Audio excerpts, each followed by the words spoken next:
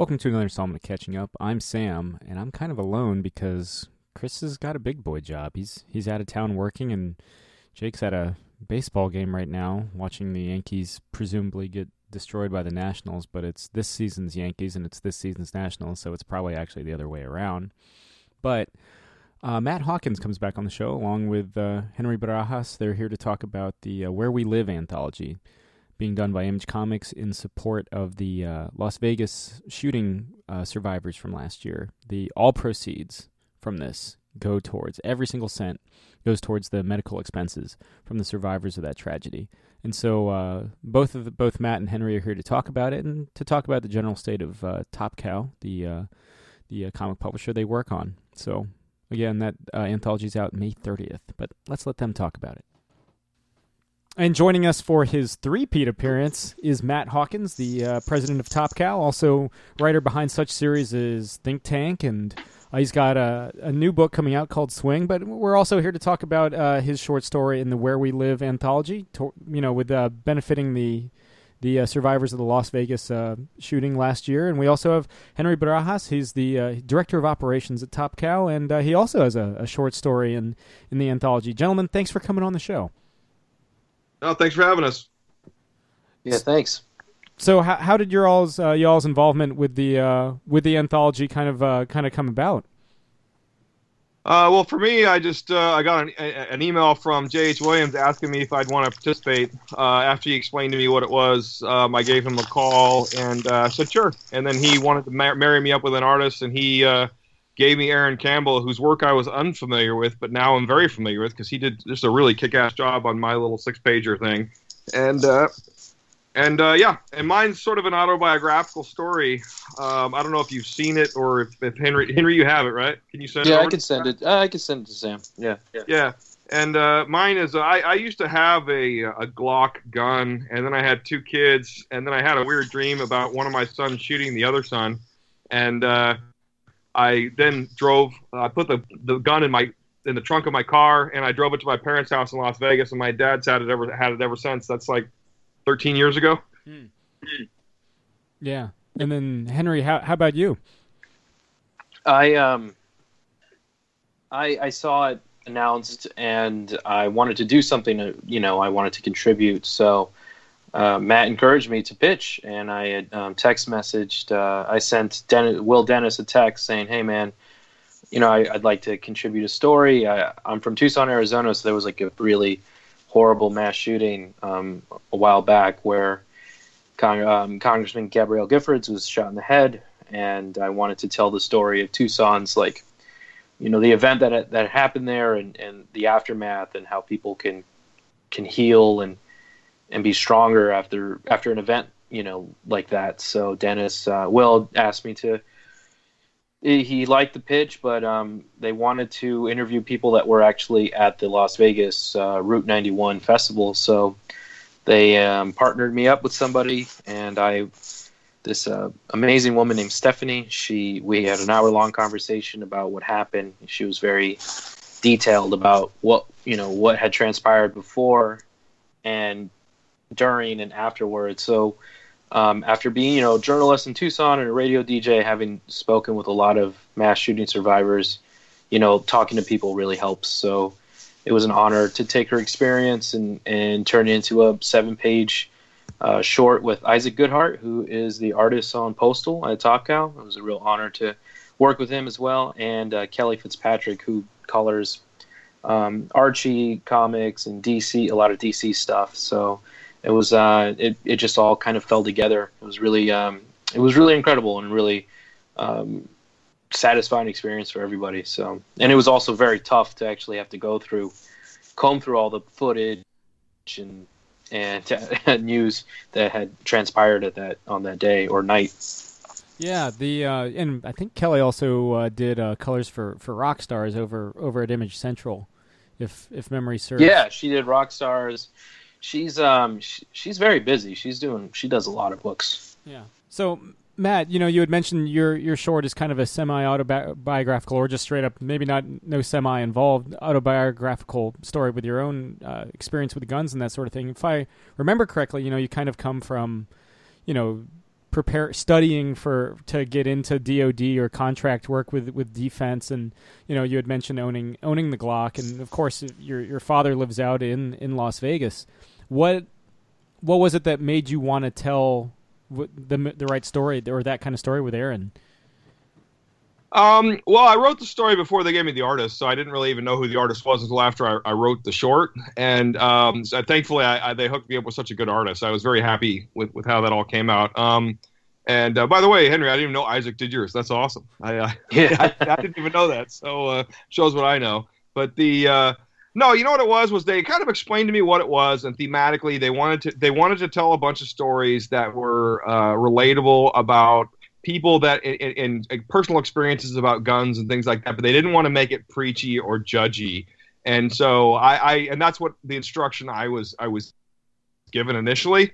So I just started thinking about it, and I just realized, oh, I have that experience because I did own that gun, and I bought it in the mid '90s, primarily just for home defense, And then I shot it twice in a range, and then it sat in my closet for like 15 years. And then I got married, had a couple kids, and then I just had this. I don't know if you guys have kids, especially when you have sons, but when you have sons that are 4, 5, 6, they get into the guns and things online, or not online, but on TV, and they see stuff on TV, and then you see them running around shooting at each other. So I used to see my 2 boys running around shooting each other with Nerfs all the time, and I just started thinking about that. And then later that day, I just had this weird dream about one of my older boy going in and grabbing my gun out of my drawer and then shooting my other son with it out of just kind of like not even realizing what it was. I mean, in the story, they're like 5 and 3. You know what I mean? Mm-hmm. So they don't even know. So it freaked me out. And that actually is literally what happened to me. That was my first wife. I woke up.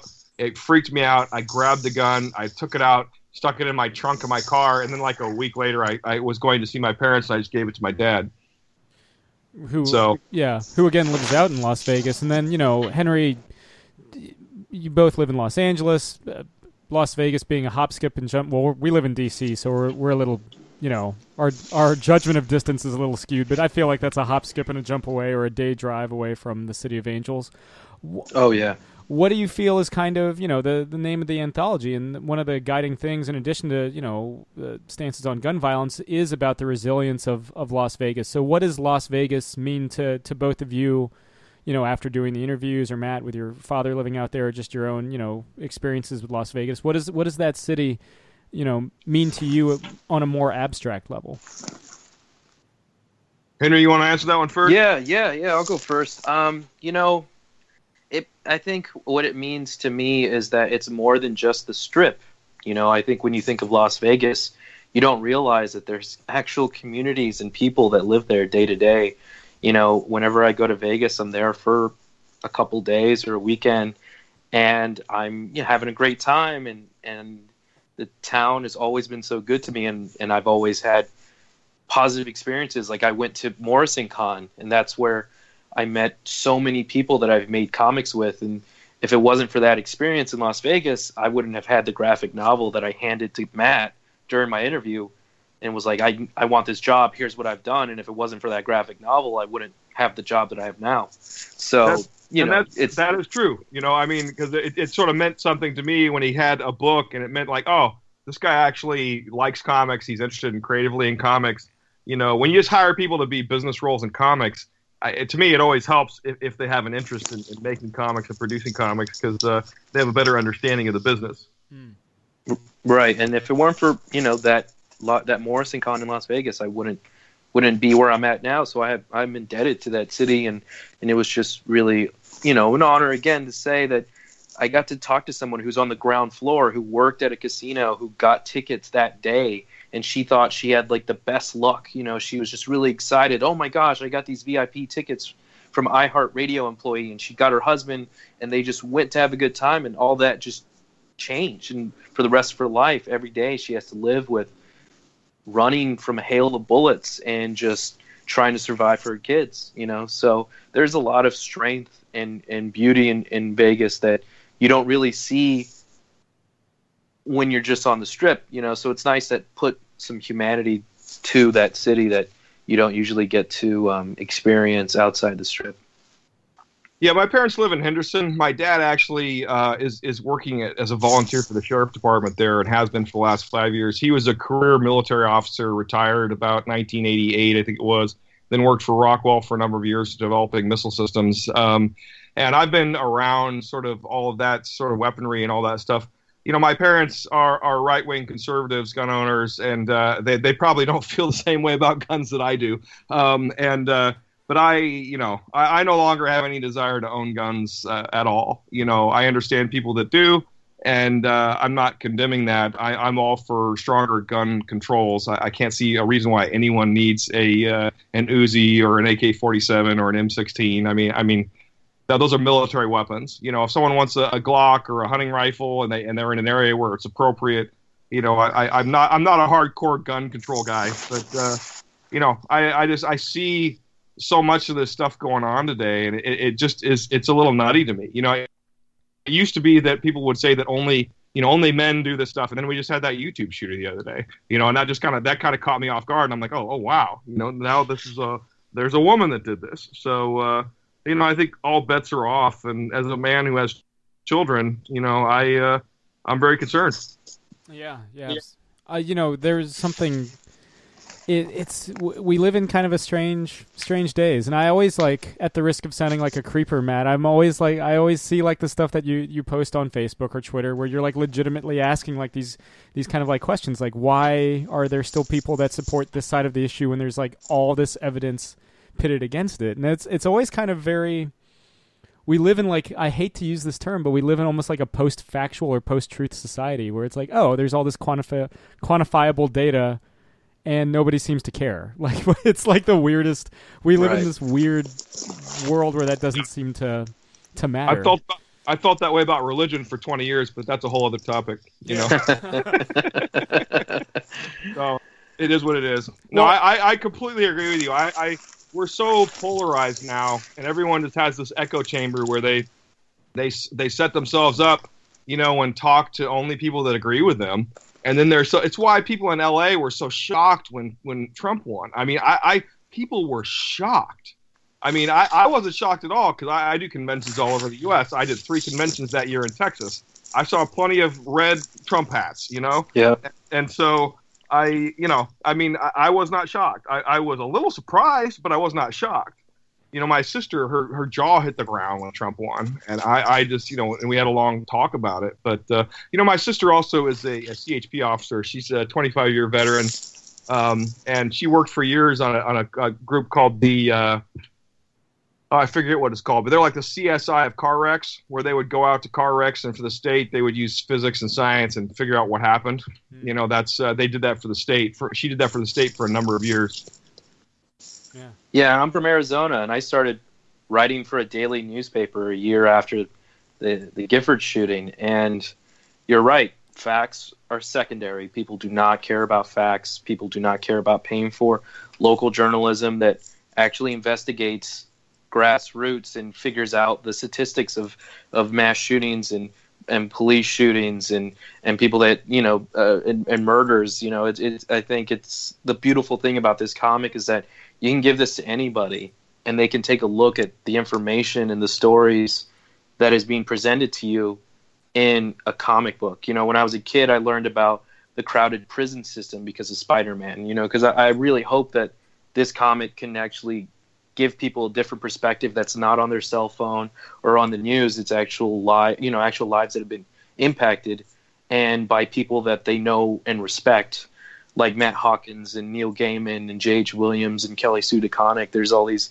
people that are trying to get something out there that we desperately need to hear that's not just from a talking head. Yeah. I mean, there's like everyone in this kind of like news-heavy, headline-grabbing world, we forget that there's actual people behind the stories. And, you know, I think both of you guys, you know, both of these stories come from a very real place. I mean, Matt from his own life and Henry from, you know, interviewing all these survivors and people personally affected. It's always like Vegas has always been a very interesting city for me. One, like you're saying, Henry, everybody forgets that there's a part of the city beyond the Strip, you know. You could argue that like Las Vegas in that way is like a case study for the country as a whole. There's like the big glitzy, flashy part, and then there's like the old Vegas that everybody kind of forgets about, like the forgotten population or the forgotten elements of the city. And so Right. hopefully this will kind of like shed a bit more of a light, and you know, it all goes towards a really good cause. But you know, Matt, you had mentioned you had invoked the 20 years thing with religion at the day we're recording this. If memory serves, this is your 20th anniversary with Top Cow. Yeah, it's I forgot about it, and I had made a note on my calendar that April 18th was when I was hired in 1998, and so I was hired originally as the vice president of publishing. 4 months later, David Wall asked me to be the president of publishing, and he didn't want to do it because he thought it was too stressful. And so, and then the other guy, Brad Foxman, was there. He left. So suddenly, it's really strange to me. And Mark Silvestri is very lucky that I'm an honest man, because I'd worked there for 6 months when they literally handed me control of the entire company, all the finance, legal. I've signed every check for 19 and a half years, and I think about that, and it kind of like, I'm like, I would never, ever let anyone else sign checks for me, ever. And so it's interesting, and it's been a nice run. I've been through, and it's next month will be my 25th anniversary in the business, because I got hired, I think it was early May in 1993 to work with Rob Liefeld at Extreme Studios. So, I've been through this whole image thing since almost the beginning. I think it started in October or November of '92. So I was there for most of it, and it's been an interesting ride, Yeah, I remember the first time you were on the show, you were saying that you basically got the gig on like a lunch break from your bank job. Yes. So that crazy, huh? Yeah, the way like everything kind of. I didn't even read comics. I had no idea who Rob Liefeld even was, and so it's just weird. Sometimes I think about that, and I realize I never would have met either one of my wives. I wouldn't have the kids I have. I wouldn't live here. I don't have any idea where I'd be or what I'd be doing or what my life would be like. It would just be so foreign to what I'm doing now that when I think about that, it kind of trips me out. Well, it's, you were speaking like religion earlier. For me, like the greatest way I can put it, and it's a bit more of an agnostic kind of stance, but like, God for me is just like a natural creativity to the universe, the way everything kind of like this weird synchronicity in how things shake out. But enough with the metaphysics. While I've got you both on, I would be remiss if I didn't mention Top Cow has just relaunched Cyberforce, and Brian Hill's launching a new Aphrodite series, Aphrodite 5, in July. I was wondering if you guys could kind of speak to how Top Cow is looking in 2018. Yeah, we had done kind of when we had retired Witchblade a couple of years ago, and The Darkness 3 years ago. I mean, we've relaunched Witchblade. We sort of realized with the relaunch of Witchblade and some of the other stuff going on, and I'm launching a new Darkness series at the end of this year. We wanted to go back to Cyberforce, and Cyberforce kind of I had written Aphrodite 9 and done with Stefan Sayich, and then we did Ninth Generation, and so we had. All that stuff kind of ended a couple of years ago, and then I spent the last couple of years really focusing on Think Tank, Tithe, Postal, and sort of the Edenverse that we were developing. And a lot of that stuff seemed to kind of wrap up at the same time. And I'm like, well, let's make another big push for the Top Cow universe. We'll do some of this other stuff. And I just have always loved Cyberforce. I think it was sort of an unrealized gem. Mark, when he created it, it was more of just kind of a spinoff of the X-Men, because that was originally his pitch for an X-Men spinoff book. But the idea of sort of this group of $6 million men and women, the idea of transhumanism, of cybernetics, we have cyborgs walking amongst us right now, people with arms and limbs and eyes and things like that.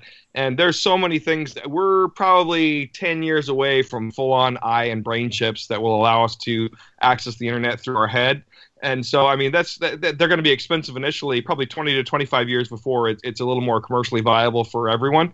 But, just the amount of technology that's merging with mankind is just amazing. And, I met Dr. Michio Kaku in Silicon Valley, and I've actually developed a bit of an emailer back and forth with a guy talking about some of these things, because he read Think Tank when I gave it to him, and then he emailed me and said, hey, I really like this.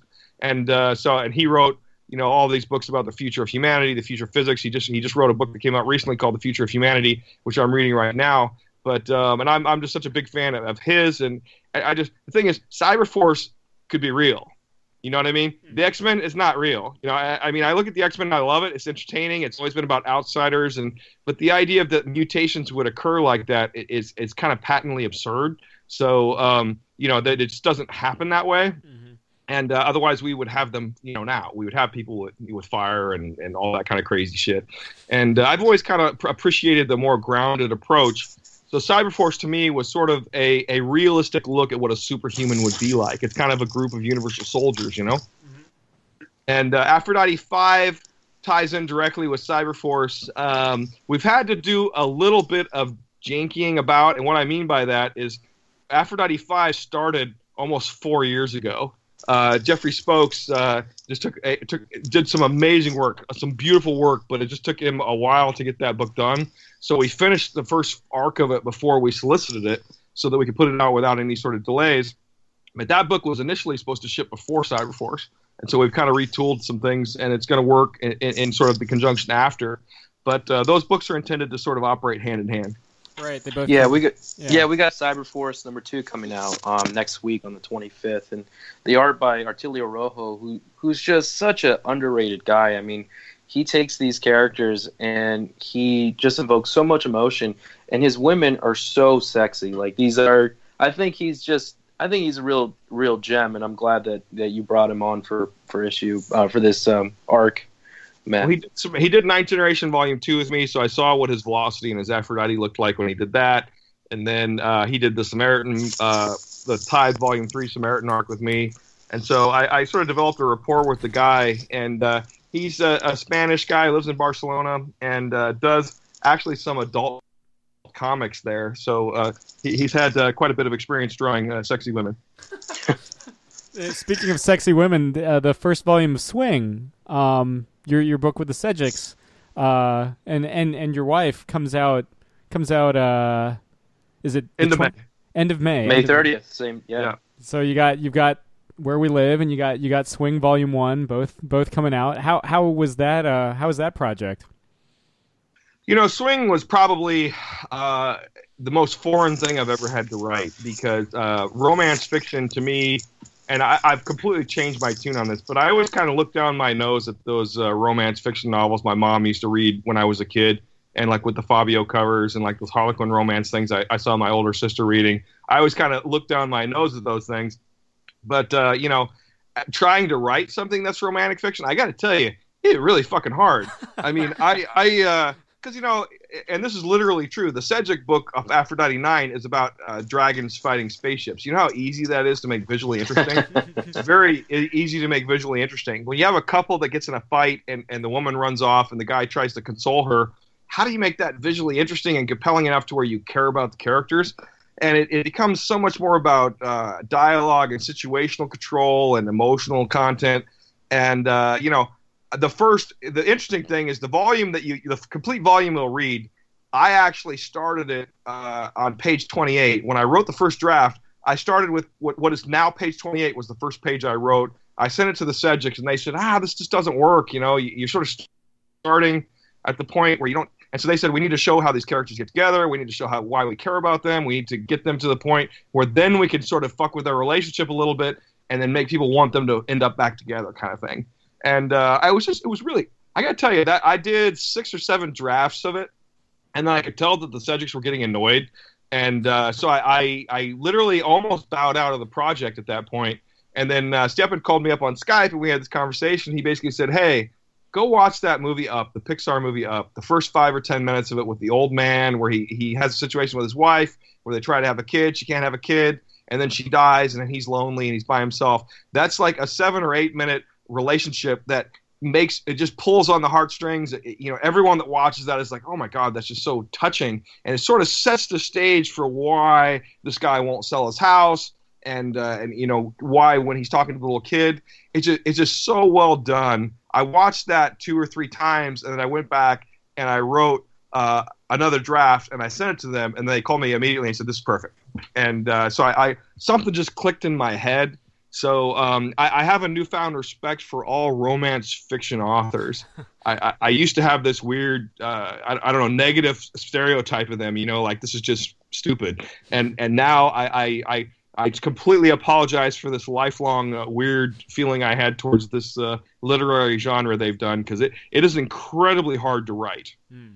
That scene you're talking about fucking destroys me every time. And there's like 90 minutes more of that movie, but I wouldn't know because I'm like weeping like a crazy person for the next like hour and a half.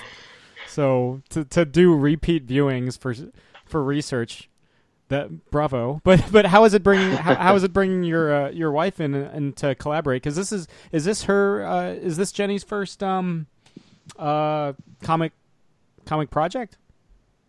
Yeah. I mean, she reads most of my stuff when in the early format. She never reads the books after they come out, but a lot of times she'll read my first outlines and give me some pointers. And so she's always kind of been involved in that. I mean, she's kind of she's a computer programmer, writes code, develops websites. So she's kind of more on that kind of thinking.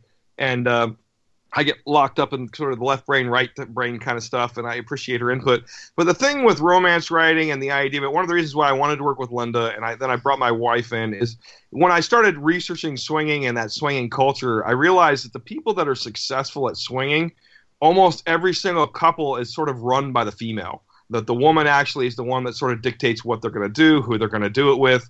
And the man is usually obviously involved and is but the ones that are successful over the long term and happy, it tends to be more of a female dominated culture. And that was kind of a shock to me because I wasn't really expecting that. I thought of, if married couples go out and have sex with other couples or with single girls or single guys or whatever they're into, that just seemed more like male brain thinking, I think. But then getting into that and realizing, that the women are more important than that, and also that the Sunstone audience, the reason why Swing exists is because when we did Sunstone, I had absolutely no clue that this book would sell.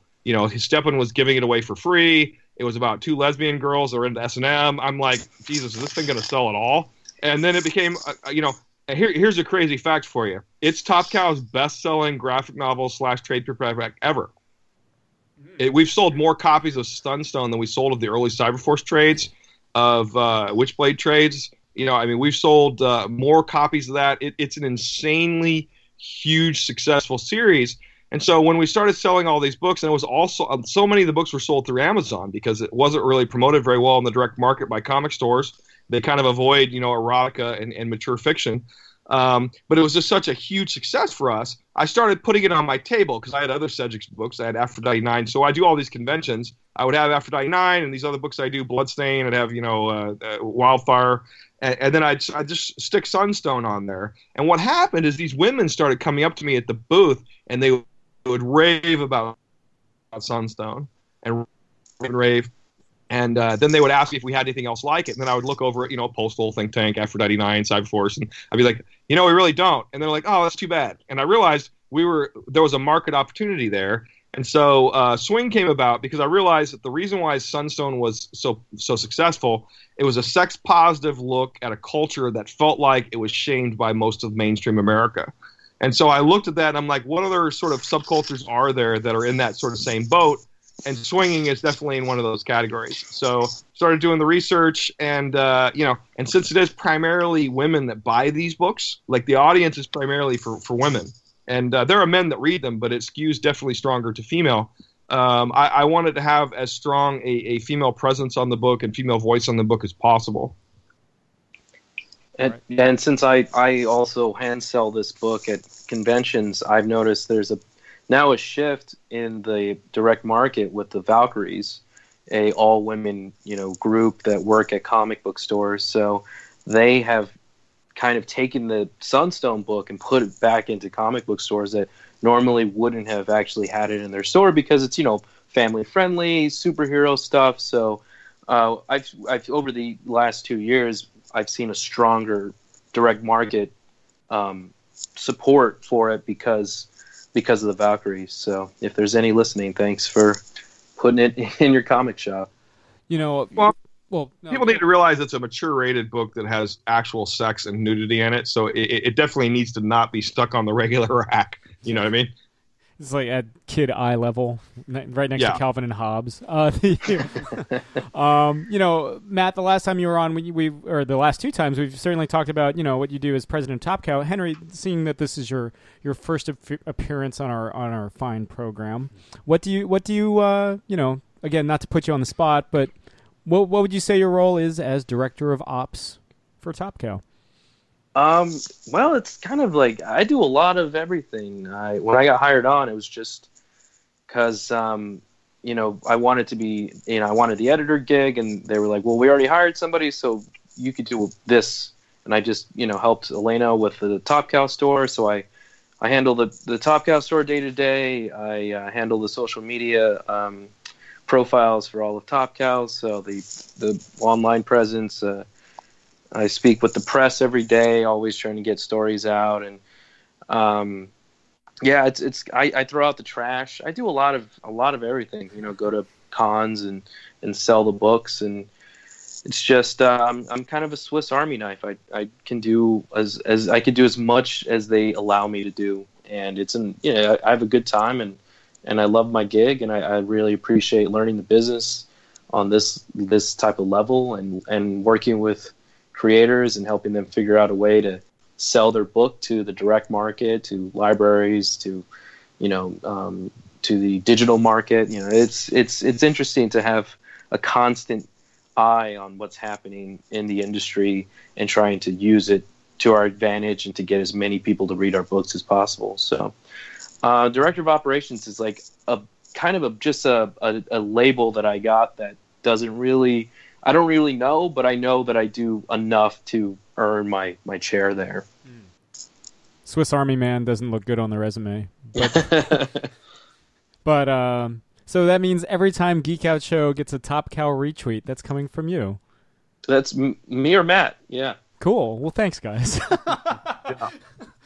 So, something we ask, and Matt, you've been on the receiving end of this question a couple times, but I guess, Henry, this is also the first time for you. But what are you guys currently geeking out over?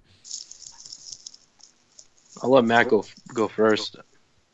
Well, I'm excited for Westworld that comes out Sunday. I really liked that show. I read the book back in the 70s when it first came out, and then the movie that Crichton wrote. Actually, wait, was Westworld a book? I don't think it was it? It was just a movie he wrote. No, it's Nolan and Ed Brubaker. Well, no, it was No, Westworld is a TV show. It was based on a Michael Crichton. I think it was a Michael Crichton movie. It might have been a book. I can't remember now. It's been a long time. I had no idea. The Michael Crichton. But Westworld is a... I really like the way they adapted that and did it. It's much better than the 70s movie that they did, which I think Crichton may have actually directed, too, back in the day. Crichton was always a big guy for me. I really loved his work when I was a kid. Andromeda Strain, he wrote Jurassic Park. He died about 10 years ago, was it?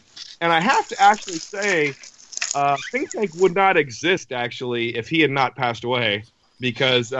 it was a weird thought I had when he died. I actually said, there's going to be a hole of these sort of science-themed, stories, because he sort of filled that. Like, he was the Tom Clancy of science thrillers, where Tom Clancy was like the military science fiction guy, or the military fiction guy. And I'm like, maybe I can help fill that void. And that's where Think Tank came from. And I sort of developed it out from right after the point where he passed away. Outside of that, I don't know. I'm looking forward to the Han Solo movie. Really? I really dug the. I guess they released a trailer recently, but then there was the one before it where they reveal like Chewie's age and stuff. Like with each like new trailer or TV spot, like I'm just such a sucker for Han and Chewie's friendship that like just to see that again or to see how they meet. I'm like every time they release something new, I'm just like more excited for it. Yeah, and I gotta be honest. I'm a little sick of the haters of everything. I'm just like, I want to grab about half the people in the world and tell them to go fuck themselves, and it just drives me nuts. I mean, even and this is something you pay to go see. I mean, if you're gonna pay to go see it, and you're gonna see it regardless, just because you want to bitch about it. I was like, whatever. Shut the fuck up. Yeah. But what's even worse is the people that sit around and bitch about shit that's free. I mean, I have this thing where I'm like amazed at the number of people that bitch about Facebook and Twitter and Instagram, and I'm like, these things are free. If you don't want to use it, don't use it. But don't sit around and complain about it endlessly for something that's free. You know what I mean? I mean, I never quite understand that. So, but anyway, sorry.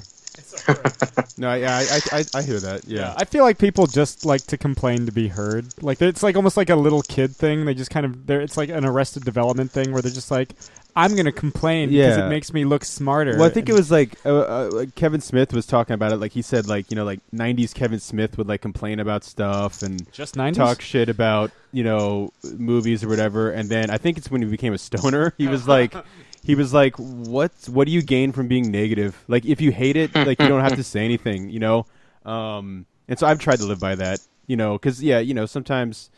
There's the social media thing there, and you want to just be like, I didn't like this or whatever. But what's the point? What's the point of just being a dick? There's, I'm trying to always, if I didn't like something, I just don't talk about it. It doesn't have to be put on Twitter or Facebook or whatever. That's the one thing I love about Twitter, and I wish they had this on Facebook, is I love that you can mute people on Twitter, because I mute so many people because they just start complaining. And see, when you mute them, they don't know you muted them, so they're just continuing to blather off into the screaming into the abyss, and so they can waste their time, and I don't have to hear it. It's kind of a win-win, in my opinion. I wish they had like a mute in Facebook. Yeah, me too. Sorry, I wish I could mute my cat. Yeah, that's what that was? Yeah. I thought you suddenly became a dad. Congratulations, Henry. But yeah, what are you geeking I'm out really over, into this podcast called Atlanta Monster. It's a 10-episode series about this case in the early 1970s that all these poor black kids were being abducted and murdered, and these podcasters interviewed the man that was convicted, and they did a really good job at framing the whole story as if he was just pinned to one. There was many kids that were killed, and he was convicted on killing somebody that wasn't actually a kid. He was like a grown man, and there was this whole like conspiracy theory about how the KKK might have been behind it. So I've been really into true crime lately. Oh. Did you? What was that one? Was it Shittown? That podcast series, S-Town. I haven't heard of that one. It was on This American or whatever the This American Life channel. Like it basically followed Serial season 2, and it was about this. Oh, okay. Yeah, so if you dug Serial, it was called S-Town because I don't think on iTunes you can put on a podcast called Shittown. You could try, but like, but that was kind of the big thing there. But Matt, every time you're on the show, everything that you do comes from a strong like science background. I know you've got the master of science degree and everything, and I was kind of. You had mentioned that Aphrodite 5 and Cyber Force are probably the most like plausible image launch books that could take place in the real world. What is it that you look for in sci-fi? Because like Han Solo is leaps and bounds different in terms of its science fiction approach, if you even consider it science fiction, than say Westworld. Yeah, I tend to try to turn my brain off for Star Wars because Star Wars has a special. I hated the prequels, but and the newer ones I've been hit or miss with. Like I actually like what's the Rogue One? That's my favorite 3 new ones so far, and I know that that's probably a minority opinion, but I really like the way they did that. Because see, I was 8 years old in 1977 when Star Wars came out, so I went and saw it in the theater on the day it was released, thinking it was a monster movie, and I went and saw it with my sister and my grandmother, and my grandmother walked out 5 minutes later saying she didn't like this and didn't want to watch it. And so my sister and I stayed in there, and we were the only 2 people in the entire theater. People don't remember that Star Wars, when it came out, no one gave a shit initially, and so my sister and I are in Wichita, Kansas, watching this movie. We're the only 2 people in the theater, and we were blown away by this movie at that age. And she was 11, I think. And so, we came back a week later to watch it, and the theater was full, And the crazy thing about movies back then is, movies would stay in the theater for like a year, So we would go see like Star Wars. We saw Star Wars like almost every weekend for an entire year. And so I have just a special place in my heart for everything Star Wars related. I've read, I never really got into any of the comics, but I've read almost all of the Star Wars novels, almost all of them. And there's a couple I don't like the 1,000-year-old Sith Lord ones like that. But I love all the stuff that takes place in the canon of the original series and in the short period thereafter. It's also really fascinating to watch what they've integrated from sort of that extended universe stuff and what they've just completely ignored. So because I read Splinter in a Mind's Eye in 1979 when it came out, Alan Dean Foster's first Star Wars. It was the very first Star Wars novel, and I don't know if you remember that novel when it came out, but there's a love scene between Luke and Leia. So I mean, they actually have sex in the book. So it was very clear. It was interesting to watch how someone sort of altered history and made them brother and sister and did this sort of thing after the release of this book when it came out. So it's just a fascinating franchise to me, and I have a special place in my heart.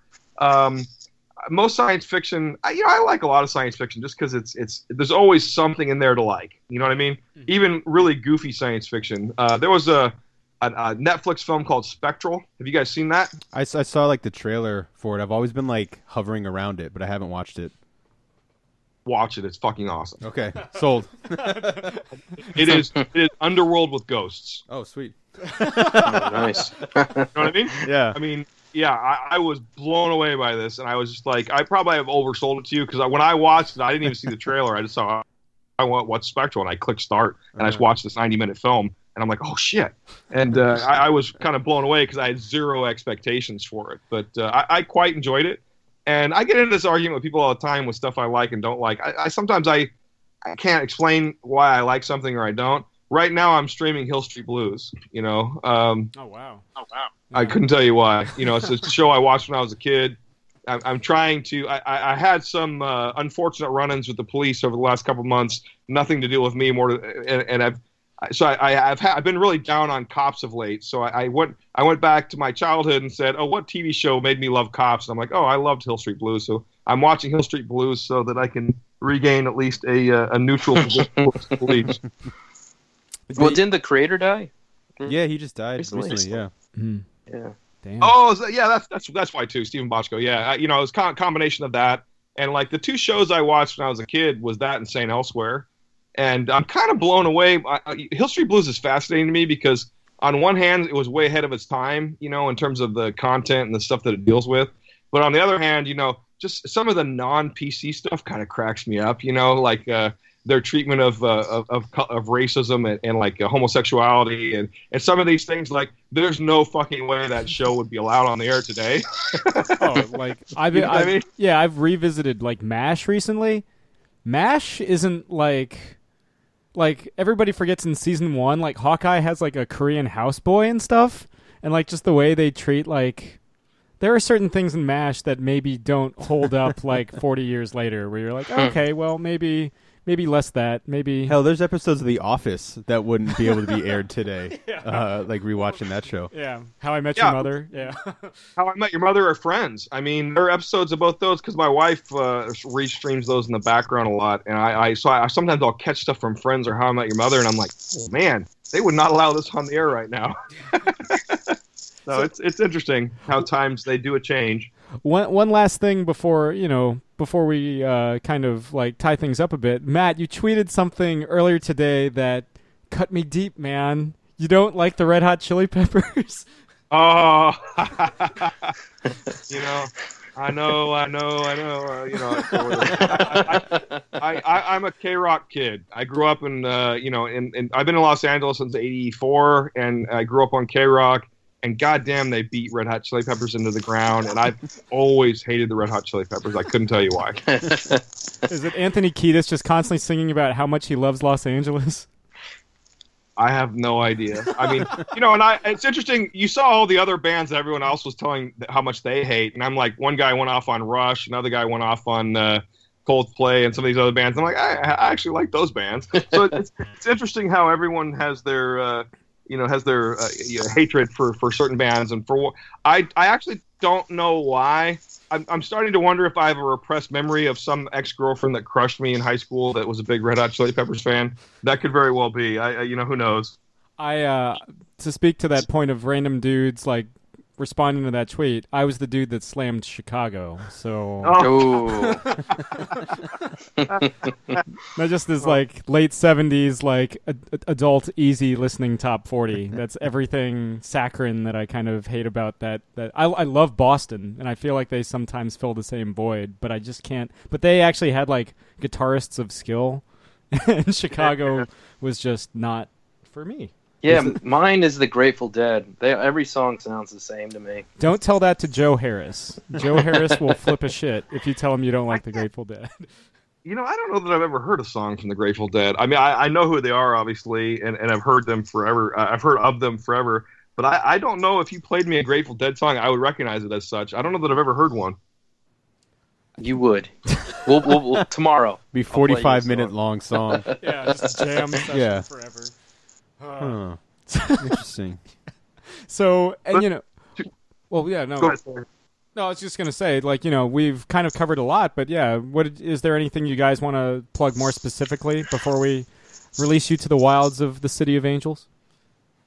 Well, I think, one thing I would like to promote is definitely, Zach Kaplan is a guy who's done a couple series for us of recent that I kind of gave a shot on Eclipse. And he's done Eclipse and Port of Earth. I think those are really well done, kind of different science fiction. There's 2 trades of Eclipse, soon to be a third. A single trade of Port of Earth that's coming out. Is that out now, Henry? I don't even know. Yeah, it was the 9th best-selling graphic novel last month. Cool. Oh, wow. That's money for me. I like that. No. But, I think one of the things is we've got 3 distinct line of books now. We've got the Edenverse, the Top Cow universe, and we have the what we call the Sedgwickverse, And I guess there's 4, because then we have sort of what I consider the one-off projects and various things. But I'm wrapping up a book called Stairway next week, which was a Kickstarter I ran, which will also be released into the direct market in August. And the other book I did in the Sedgwickverse is a book called Sugar with Ishan Lee. That book comes out in sometime I think in July. So I did 3 or 4 graphic novels. I would caution people that writing graphic novels is fucking harder than writing regular comics. Don't do it. So yeah, if you check out the topcow.com, our official website, I've been revitalizing that and updating that as we go along. So you can read a free preview of Swing.